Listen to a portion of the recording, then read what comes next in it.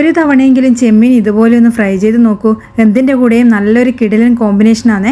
അപ്പോൾ നമുക്കൊരു പാൻ അടുപ്പത്ത് വെച്ച് 2 ടേബിൾ സ്പൂൺ വെളിച്ചെണ്ണ ഒഴിച്ചു കൊടുക്കാം. അതിലേക്ക് ആവശ്യത്തിന് മുളക് പൊടി, മഞ്ഞൾപ്പൊടി, കുരുമുളക് പൊടിയൊക്കെ ചേർത്ത് കൊടുക്കാം. അതുപോലെ തന്നെ ആവശ്യത്തിനുള്ള ഉപ്പും കൂടിയും ചേർത്തിട്ട് നല്ലപോലെ ഇതൊന്ന് മിക്സ് ചെയ്ത് കൊടുക്കാം. ഈ ഒരു സമയം നമ്മൾ ഫ്ലെയിം ഓൺ ചെയ്യുന്നില്ല. മിക്സ് ആക്കിയതിന് ശേഷം മാത്രമാണ് കേട്ടോ ഫ്ലെയിം ഓൺ ചെയ്യുന്നത്. ഒരു മീഡിയം ഫ്ലെയിമിൽ വെച്ചതിന് ശേഷം നമുക്കിതിലേക്ക് ഇഞ്ചി വെളുത്തുള്ളി ചതച്ചത് ചേർത്തിട്ട് ഒന്ന് നല്ലോണം ഇളക്കി കൊടുക്കണം.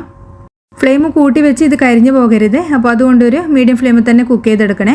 ഇനിയിപ്പോൾ നമ്മളിതിലേക്ക് ഒരു 10 ചെറിയ ഉള്ളി ചതച്ചതും കൂടിയും ചേർത്തിട്ട് ഒന്ന് വാട്ടിയെടുക്കുന്നുണ്ട്. അതുപോലെ തന്നെ കുറച്ച് കറിവേപ്പിലയും കൂടിയും ചേർക്കാം.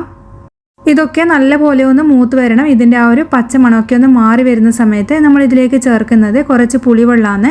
അപ്പോൾ വാളംപുളി കുറച്ചൊന്ന് പിഴിഞ്ഞിട്ട് ഒഴിച്ചു കൊടുക്കാം. ഒരുപാട് കൂടി പോകരുത്. അതും കൂടിയും ചേർത്തിട്ട് നമുക്ക് ഫ്ലെയിം ഈ ഒരു സമയത്തൊന്ന് കൂട്ടി വെച്ചിട്ട് ഒന്ന് തിളപ്പിച്ചെടുക്കണം.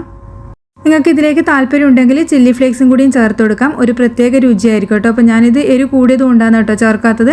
ഇനി ഒന്ന് തിളച്ച് വരുന്ന സമയത്ത് നമ്മളിതിലേക്ക് കഴുകി വൃത്തിയാക്കിയ ചെമ്മീൻ ഇട്ടിട്ട് നല്ലപോലെ ഒന്ന് മിക്സ് ചെയ്ത് കൊടുക്കുന്നുണ്ട്. ചെമ്മീനിലേക്ക് മസാലകൾ നന്നായിട്ട് പിടിച്ച് കിട്ടുന്നവരെ ഒന്ന് മിക്സ് ചെയ്ത് കൊടുക്കുക. ഇനി നമുക്ക് ഒരു ലോ ടു മീഡിയം ഫ്ലെയിമിലിട്ടിട്ട് ഇത് മൂടി വെച്ചിട്ടൊന്ന് കുക്ക് ചെയ്തെടുക്കാം. അപ്പോൾ നമ്മൾ ചെമ്മീൻ 2 ഭാഗവും ഒന്ന് തിരിച്ചും മറിച്ചൊക്കെ ഇട്ടൊന്ന് ഫ്രൈ ചെയ്തെടുക്കുക. ഒരു 10 മിനിറ്റ് ഇതൊന്ന് കുക്ക് ചെയ്താൽ മാത്രം മതിയാകും. അപ്പോൾ നല്ല പോലെ ഒന്ന് മിക്സ് ചെയ്തതിന് ശേഷം ഇതിലെ ആ ഒരു മസാലയൊക്കെ ഒന്ന് നന്നായിട്ടൊന്ന് വഴറ്റിയിട്ട് ഫ്രൈ ആക്കി എടുക്കണം.